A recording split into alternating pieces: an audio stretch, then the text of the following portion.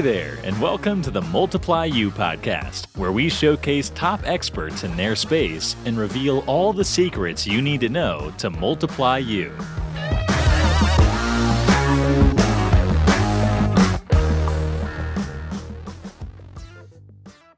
Hey, morning, everybody. Austin Clark here, host of the Multiply You podcast. Really glad to have everyone here with us today, and very, very glad to have one of the premier marketing experts in this space visit with us and speak with us. And we are going to get into a little bit of Dean's backstory. We're going to get into a lot of ways that he can provide value to each and every one of you today. He has many, many, many free, very valuable resources. We'll put a plug in for his website and his business and some of the things that he's doing right now. But first, my company, Moxie Pest Control, we sponsor this podcast and we sponsor this episode. We are very glad, and we haven't even used Dean yet. Hopefully we have a chance to be able to work together in the future, but we've been growing. And one of the ways that we've been doing that isn't just all the ways that Dean may help you as it relates to SEO and PPC and LSA and direct mailers and on and on and on. But we've been growing via acquisition. And so here in Phoenix specifically, we've done a handful of these deals the last 3 or 4 years. And we are continuing to grow via acquisition in different markets like Cincinnati, Columbus, St. Louis, Minnesota, Chicago, and the list just goes on and on and on. And so if you are a pest control operator or owner, reputable brand, been in business for a little while, 3, 4, 5 plus trucks on the road, $500,000 to $750,000 plus range in annual revenue, I definitely would like to talk to you if you're looking to be able to get out or golf more and work less or whatever it is you want to do with your time. You can reach out to me directly on my cell. It's 480-254-9730, or you can email me directly at aclark, ACLARK, at moxiepestcontrol.com. Finally, Michael E. Gerber, author of The E-Myth, he and I, we've spent the last 2 years together co-authoring the E-Myth vertical book for the pest control industry, and it's done, finally. He and I, we're launching it. We're doing that Thursday, November 3rd in Phoenix in the evening. He will come to keynote. If that's something that you are interested in doing, and we've set up an Eventbrite, I'm going to send out all these links and probably start putting these in the podcast stuff. But we have had a lot of really positive response. Please RSVP as soon as you can. It's a free event that we're putting on. We're not trying to have the whole world come. We're just wanting to have a few hundred people come. And those spots are filling up very, very quickly. So if you're interested, let me know. You can contact me the same way. Dean and I, we spent the last couple of minutes getting to know each other. This guy is really interesting. I think that everyone is going to like to learn a little bit of his background. He has, I think, a very unique perspective on marketing as it relates to pest control. One, because before that, he spent time as an inspector and helped one of his friends double the size of his companies, take it to well over the 7-figure mark in a short period of time. He's been a news anchor. He's been a coach, an inspirational and motivational speaker. And then also now he is the co-founder of BugBizMarketing.com. And I would really encourage everyone to take a moment and go check his site out, because there are tons of free resources that you can look to maybe do an audit on how you're doing or how you're performing. But we'll let Dean tell us a little bit more about that. Dean, welcome to the show. Thank you for being here. Oh, thank you, Austin. And I have to tell you, I'm real excited about your book with Mr. Gerber. I'm going to buy one for every one of my clients. I'm thrilled because I'm a big fan of his, and it's good to get to know you. And I'm really excited about your book. It's great. Yeah, thank you so much. I hope that you and a member of the team can make it on November 3rd. But I'm mostly glad. I'm glad that I've done that and had the opportunity to work with Michael. I think the thing I'm the most glad about is that it's done. And so I don't know if you, and actually you have written a book, but yes. I am not a writer. That's not one of my skills. Every letter and word was just excruciating. And so to be able to have it done and out there, maybe with a typo or 2 or 3, it's it's just kind of one of those projects that you're like, here it is. I did my best. I hope that someone learns something from it besides just my mom that will also buy the book probably. But I think it'll be a really good positive thing for the industry. Absolutely. Dean, walk us through a little bit of your story. I mean, you were a news anchor. You've spent time in the trenches doing bidding. you are, I mean, I think that you might be a guest like none other that I've had on with a lot of the background that you've had. Walk us through some of that. Yeah, well, yeah, it is kind of a weird story. Right out of college, I was a TV news anchor and reporter, and I did that for years. And it's not as glamorous as it probably looks on the outside. There were periods of times, I know you're in Arizona. My first job out of college was in Yuma, Arizona, which is, okay, as you know, one of the hottest places in the country.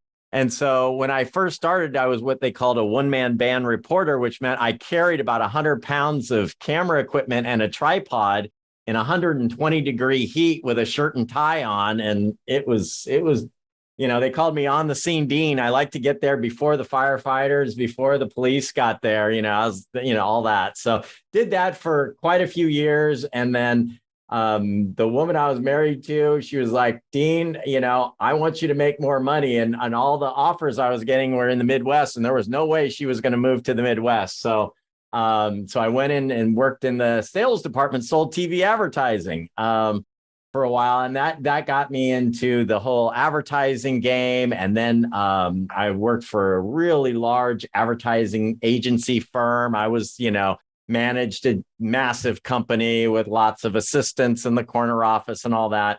Then I went on my own and became a marketing coach, because what happened was I was working with all these big companies like major oil companies and things like that. And I really want, my passion is helping local small business owners. That's what I love. I feel like the people who are probably listening to this podcast are some of the most wonderful people in the world. You put everything on the line. Sometimes you're working those 12, 14-hour days, and it's just the best people. So I started marketing and helping local business owners, and I worked with all different types of business owners. And that was fine. It was cool. It wasn't the best financial thing because I was working with all different types of businesses. And every time I had a new type of business, I had to kind of relearn that business, right? And so my best friend owns a termite company. He specializes in termites. Okay. And we're on the West Coast here in California, and drywood termites are a really big deal here. Okay. Tenting houses and things like that. And so when he went out, he was all on his own. And I kept telling him, you've got to hire more inspectors. You've got to, because if anything happens to you, that's your family is relying on your income. And he's a great guy. He's a, beer drinking, tobacco chewing, good old guy, truck driving guy, right? Rock and roll listening guy. And Joe, he's just a great guy. Been my best friend for like 22 years. And he was like, I can't find anybody good enough, blah, blah, blah. Nobody meets my expectations, blah, blah, blah. So what happened was, he went snowboarding with it, and he was doing okay, for a solo guy. He was doing really well. He was constantly booked solid, right? But he went snowboarding with his family, and sure enough, he hit a patch of ice, did a face plant right in the ice, and shattered his collarbone. So so he was forced for 6 weeks to crawl under houses and climb up in attics with a shattered collarbone. Okay. He was still doing the work. He was still going out there. He had no choice. Yeah. So it was brutal. It was just this agonizing thing. And I was like, here's my best friend just barely trying to keep his business together because he was trying to do this. And so what I offered to him was, I said, look, Joe, I cannot have you, be in this kind of jeopardy. So I offered to join his company as his marketing guy, but for a one-man band operation practically. He has a crew that, he had a crew back then. He has 2 crews now, but he had a crew that did the termite repairs and everything else. So I became his second termite inspector, and his marketing coach, right, at the same time. So we rapidly grew his business. We doubled his business in a year. We got him to 7 figures. And I was looking for one industry to become an expert at, so because you either need to, in my business, in marketing, you either need to focus on one thing that you're helping with in marketing, or you need to help one industry and become the expert Sure. at that, because otherwise you just get spread too thin. And that's what I found being a marketing coach. So what I did is I decided to, well, one of the things we did, we hired an SEO expert that I had worked with in the past to help Joe's website get to the top of Google, and that was a big part of how he was so successful. And we did some other things too, which I can share if you want. But bottom line is we grew his company very rapidly. And then this SEO expert that I partnered up with, one day, after we grew Joe's business, I talked to him and I said, why don't we team up? and so we started BugBiz Marketing, and we just exclusively help pest control companies all over the country to grow their business. And that's kind of how I got into it. But it was all about that injury that happened to Joe. And, and we had a blast. I mean, we had some crazy stuff happen when I was working for Joe. Imagine this guy. I was a, total college guy, a desk jockey my whole life. And here I am crawling under houses. And there were times in attics, on roofs, all over the place. Yeah. Oh, yeah. I mean, there were times, I'll never forget climbing under a mobile home with cobwebs all over me. And I'm just, going, what am I doing? You're like, this is the end. This is how it ends. It's not going to go so well after this. Exactly. But it all worked out great in the end, because now our clients really appreciate, when they're talking about pest control related stuff, I speak their language. I've been there, I've done that, and it's really made a really big difference. Yeah. So tell me this then, Dean. I mean, so there's a lot of entrepreneurs that are listening, and that will listen, that are in different phases of their entrepreneurial journey, if you will, or their business.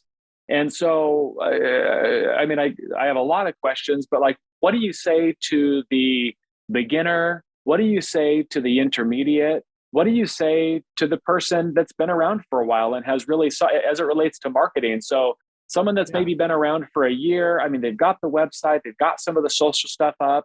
Does the process, no matter what with you, beginner, intermediate, or experience, start with an audit to see what foundation is in place already, and then you look to troubleshoot? What does a little bit of your process look like, and how do you approach that with entrepreneurs that are in different phases of their career, or their business is in different phases of its career or lifetime as well? Yeah. Well, that's a great question, because that, sometimes people will ask me, okay, what's the best thing to do to grow my business? And my answer is always, it depends. Okay. It depends. And what you brought up is exactly right. It depends on where you are at in your growth of your business, and also what your market is like. So that's part of it too. And the reason I ask about that, a lot of people will ask me too. And my answer is, well, it depends. How do I grow, or what do I do in this situation? And I think that starts all the way back with kind of a principle from Stephen R. Covey, and starting with the end in mind. Yes. Well, where do you want to be, or where do you want to end up? I'm in the pest control business. Well, great. Are you a termite company? Are you a commercial property type company? Are you a multifamily company? And so when you can start, are you servicing the middle of the market, the upper end of the market, the lower end of the market? And all of those things need to be answered, I think, first, to be able to say, okay, as it relates to marketing, then we'll do an audit. This is where we are. And then, because it's a customizable thing for everybody, because it's all different. Exactly. And that is one thing that I like to do, is I do an audit. We call it a marketing inspection. Coming back from my pest control days, I thought, I want to speak the language. So I call it a marketing. Check the foundation, see if there's any excess cellulose, exactly. See if there's any, all of it, faulty grade. Exactly. So that's what I like to do first, typically, is I will do a full audit where I look at your online reviews, I look at where you're ranking, I look at your website, and then I go through that with the pest control manager or business owner. And I say, okay, here's where you're at right now. Here's what I recommend that you do. But I'll tell you, let's just take an example of somebody who's getting started, for example, what should they focus on first? I would say one of the things I always recommend is 5-star reviews, especially 5-star Google reviews. Your online reputation is the foundation of everything. And the number one thing that people search for when they're looking online and looking for a business is online reviews, more than everything else combined. So that is a top priority. And what some people don't understand or realize is that your 5-star reviews actually help you to rank your website. And it also, when people find you, if you can get into the Google Maps, that's another thing that is just so unbelievably powerful. When you are in what we call the Google Map free pack, when you get in there, it's a game changer for your business. It really, Dean, are all 5-star reviews created equal? Meaning, is a 5-star review on Google, does that carry the same weight as a 5-star review on Yelp or Angie's List? Or, the list goes on and on and on. There's so many review sites. Right. Is there a top 3 or? For me, the top 1 is almost always Google. Okay. So for example, we use automated, for all our clients, we have automated review system that we use for all of them. And we always have the number 1 option that we make available is Google. Usually the second option, either we use Facebook or we'll use Better Business Bureau as the second option. And we only like to provide 2 options. We don't want to provide too many. Now Yelp you brought Yelp up, and that's kind of an interesting dynamic. People love to hate Yelp, first of all. And with put me on that list there. Yeah, I'm right there, And I am too. And that's the funny thing is I have a love-hate relationship with Yelp because the business model of Yelp, I'm not a big fan of, but I have to say we have some clients that get some decent leads from Yelp. So well. You got to play the game. Exactly. But the thing about Yelp is it's very big in certain markets, and it's really not a big deal in other markets. Like here on the West Coast, Yelp is a big deal. Whereas, our East Coast clients could care less about Yelp. And I think in some major cities, Yelp is kind of a big deal. But in a lot of our markets, they don't care about Yelp. And the thing about Yelp is they do not allow you to use an automated system for getting reviews, and they don't let you ask for reviews, at least not directly. So I don't really bother with Yelp unless it's in the West, a company in the West, and that they really get leads from it. Then I'm all focused on Yelp and helping them with that. Right. So that's kind of what you say to, so that's the piece on reviews there. That's what you say to the beginner. What about someone that's been around for a little bit? They got 4, 5, 6 trucks. They're doing $1 million in business. Their website's cranking for the most part. What does the process look like with the intermediate? Yeah, well, when you get to that size, typically what your service market, most service areas are like a hub of a wheel, right? So you have a major city, and then you have smaller cities surrounding it. Here on the West Coast and on the East Coast, they tend to be more like a snake, where it'll be a series of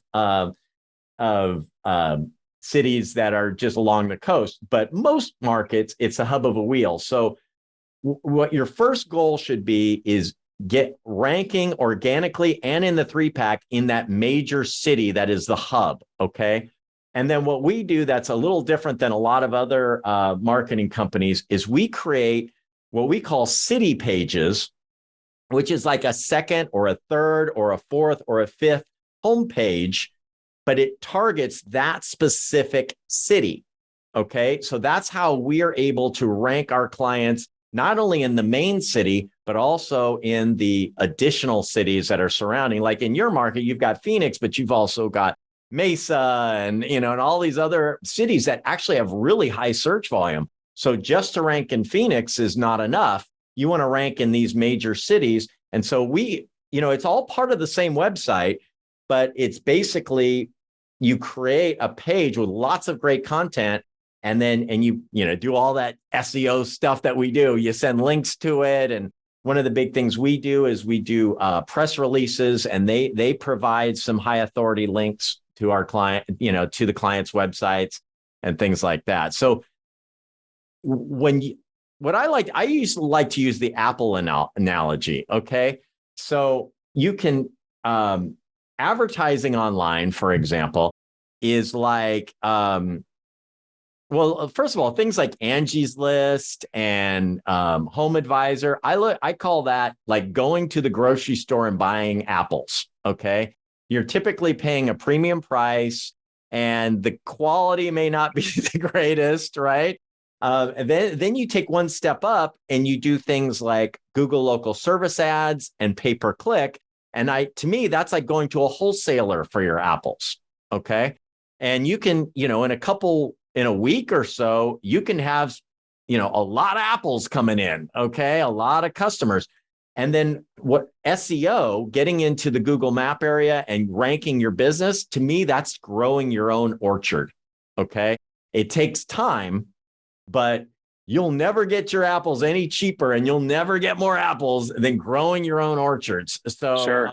I strongly recommend when you have the budget for it, focusing on getting that ball rolling, because it takes time. It can take 6 months to a year to really see the true benefits of it. But when you do see it, I mean, for people, if you own a pest control company and you've never been on the top of Google, you just can't even imagine what it's like. I mean, your business just explodes. The calls, your leads are so much less expensive. It's ridiculous. Like a typical pay-per-click lead or LSA, local services ads leads, they can range anywhere from $40 to $80 a lead, depending on whatever, right? But you can get SEO leads, $10, $15, and a lot of them, and hundreds, thousands of them. We have clients that get, well over 1,000 leads a month, 1,000 phone calls a month. It's very common, and that's what's possible. So Dean, you walk into let's talk about either mistakes that people are making, but what can you bet on when you are working with a new client, no matter where they are in the lifetime of their business? What is something that you're seeing often that is not being done that you're like, hey, I can push that button, I can pull that lever right now, and that will definitely is there a thing or two things? And I'm not talking about like a silver bullet. There's a bunch of silver bullets, and I'd love to share them with you. Let's start on the website, because that's where I see so one of the things, I've got a book that I'm happy to give. It's on website conversion, which is what I want to talk about now, which is basically what people don't realize is the vast majority of people who go to your pest control website bounce off of that website. They go there and they don't do anything and they leave, right? And so what you want to do is get more people just by simply doubling the number of people that take action when they come to your website will dramatically improve how much business you get. So let me give you some examples of things that I see that are really bad that you want to change right away. Okay. And everyone, sharpen your pencils right now. Get ready. This is where you want to take. This is where you want to take notes. Oh, I'll tell you, this is a game changer for your business. And once again, I have a book that you can have for free, and I've got a cheat sheet that will tell you exactly where to put what I'm talking about. Number one thing is, don't hide your phone number, okay? I know that sounds so obvious, but make your phone number big, put it in the upper right-hand corner, and put it after every major block of text, okay? With a call to action. What do I mean by a call to action? It can be as simple as call today for a free estimate. Even as simple as call today. You think, well, do I need to say that? That's implied. No, you do have to say it, because people want to be led, okay? So you need to tell people what you want them to do. Don't assume they're going to do what you want them to do. Another huge problem that I see is people using stock photos of like models pretending to be pest control guys, okay? Don't do that, okay? Use authentic photos. People are inviting you into their homes, okay? They want to see who they're inviting into their homes. So make sure you use one of the things that I absolutely, anytime we bring on a new client, is I make sure we do a photo shoot with them. And I send them a checklist. Here are all the photos I want. Here are examples of all the photos I want. So I should, we get inspection photos, treatment photos, the works. And it's okay to use stock images. Like if you want to show a happy family, you can show a stock image of that. That's fine. You want to show images of pests, you can use stock images of that. But for your technicians, I want to see the owner standing in front of the truck when he talks about his guarantee. I want to see, like, that's what I did for Joe, my best friend. He has the best guarantee, as a 5-year guarantee on his fumigations and his subtreats. That was the best in the market. That helps him get business. And we say that right on the website. And he's standing there saying, hey, this is what I do. We do that with all our clients. Okay. And that gets into one of the other things, a powerful guarantee. You want to, take risk reversal. Here's the thing. A lot of business owners are afraid to do a powerful guarantee. And what I tell them is, if something goes wrong, aren't you going to make it right? Well, yeah, of course I would.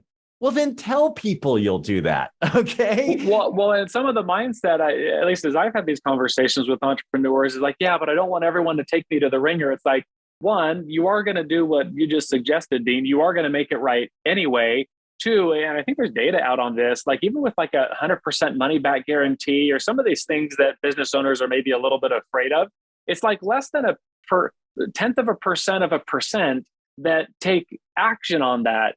And for every person maybe that, might be taking advantage of the system or whatever else, it is so worth it to put that out there for all the earnest consumers that are looking to be able to get a termite treatment or a beehive removed or whatever else. Like, you're going to win on that one alone all day long, forever. Absolutely. It's so important. And here's the thing. In this era of online reviews, come on, sometimes you've got to just bend over backwards and go the extra mile, even if it hurts, even if you feel like you're not in the wrong or anything else like that. You've got to go over and above to make it right, because otherwise it can be plastered all over Google. And, I like to tell our clients that one bad review, think of it as $10,000. Okay. Sure. Because that's, for a major company, that's how much it can hurt your business over time. And it's just so important. In fact, I just want to give a plug for my YouTube. I have a YouTube video called How to Get 30 5-star Reviews in 30 Days for Pest Control. And I encourage you guys all to check that video out, because it's awesome. Okay. I mean, it really is good. And it is one of the things, but getting back to and that goes into, what's another thing you can do on your website? One thing we do on our websites is we stream your best 5-star reviews to every single page of your website. And that creates that social proof. Remember earlier I said, the number one thing people are looking for is your online reputation and those 5-star reviews. Well, why not put those right on your website? Put them everywhere, on every page, on every landing page, put them everywhere. You've worked hard to receive them and to have people post, and they've taken time. You might as well market that and have that be the social proof. Exactly. And use real reviews. Okay. So what we used to do back in the day was what I called super testimonials, which was, instead of what most testimonials are fake. Okay. And then people think that they're fake. And what you do is you have this vague, flowery thing that sounds nice. And then you maybe have a first name and a last initial. People know that most of those are fake. And so what you need to do is if you're going to put testimonials on, you need the person's picture, their full name, either the city where they're from or or the business that they work at. Okay. But I like, just like I said, just putting their actual reviews directly onto the website. And that has tons of credibility, because it's not you putting it on there, that it's just, you're just sharing a review that's already on Google. That's wonderful. Okay, so let me go through some more. So one is authentic photos. One is make sure your phone number and you have contact forms that are easy. we talked about the authentic images. We also like authority icons. Okay. So those are important. Now, what's an authority icon? If you're a member of the local chamber of commerce, put that on there. If you are a member of the NPMA, okay, National Pest Management Association, put that on there. That kind of thing. If you won an award, put that on there. We have a client that has 5,000 reviews with a 5-star rating. You bet I put that on his website, right? On every page. Exactly.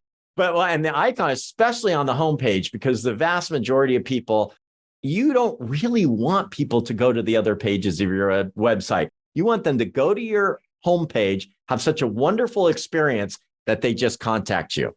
And that's the goal. You have to build out a big website, but the goal is to get them to convert. Okay. So that's, and I'm trying to remember all the cool things. Oh, one of the most important things, this is so important and almost nobody does it. 64% of searches are now done on mobile devices, right? And you would be shocked because I look at pest control websites, of my clients' competitors all the time. You'd be shocked how many mobile versions of your website do not have a click to call button on their mobile version of their website. So how many would you guess, Dean? What percent? Well, it depends on the size of the company. If it's a smaller company, I would say it's at least 60% of smaller companies do not have a click to call button on their website. And so what we do that takes it to a whole different level is we have what we call a floating click to call button. So in other words, wherever you are on the website, wherever it's just scanning, there, no matter what. Exactly. And you just have to click to call. Boom, you're done. But so many websites, you'll get on them on the mobile version, and especially older sites, and you can't even read them. And then they make the pages really short. So you're trying to find out where's the navigation. You can't do that. Or it loads really slow. You must have your website load fast. That's another thing that's super critical, important. We make sure all of our clients, we have this thing called hyper fast hosting, where we make sure our websites load so fast, because especially on mobile, if they don't load fast, people will just go on to the next. They hop off before they even hop onto your website. Exactly. They're like, oh, no, forget it. And if they can't read it, if they have to spread it open to read it and everything, they're like, no, I'm out of here. Right. And then if they have to hunt around for your phone number, people don't want to work hard. You have to make it easy for them to buy from you and to contact you. Well, Dean, unfortunately, our time is rounding out right now. We definitely have to have you on for part 2 and probably 3 and 4 and 10, because this is really, really good and things that people need to definitely pay attention to. If people want to continue this conversation, what's the best way for them to either interact with you or reach out to you? Do they go to you? Give us a website once again. Do they find you on LinkedIn? How can they continue the conversation? The best thing to do is go to my website. It's bugbizmarketing.com. And you'll see all over the place where you can book a free marketing inspection. And it is very comprehensive, this market. I mean, we provide a custom keyword list for you. We give you the ranking. We show you why you're not ranking in certain areas. We do a reputation report. I go through the website with you. Every page of your website, I'll go through it with you, show you what's good, what needs work. And it's absolutely free. And I will not give you a sales pitch. This is not like, hey, get on this call so I can pitch you something. The only way I'll even talk about my business is if you ask me to. If you say, oh, how much does this cost? I'll tell you, but it's not an excuse to get you into a sales pitch or anything like that. I love doing it. I love, looking at a business saying, okay, here's what you can do. Here's what you do first. Here's what you do second. Here's what you do third. Here's where you need help. And here's how you can get to the next level. Well, and an experience that I just had before we went live on this with Dean, just so everyone can be aware, I said, hey, I would love this audit and this or that or the other. He said, unfortunately, we're working with a client of ours that's a competitor to you in Phoenix, so we wouldn't even be able to bring you on. And Dean said, but I would love to talk. I would love to do the audit. I would love to give you these resources and free information. So that's also a pretty unique thing in just kind of the times that we're in right now, which is pretty neat. So Dean, thank you again for being on. I know your time's valuable, it's limited, and you've carved an hour plus out to be on with me and my audience. And I want to thank you for that. Oh, thank you, Austin. Really a pleasure talking with you. Yeah, you got it. Thanks, everybody. We'll drop these 2 times a week up until the book launch on November 3rd, and we'll catch you again very, very soon. Create a great day.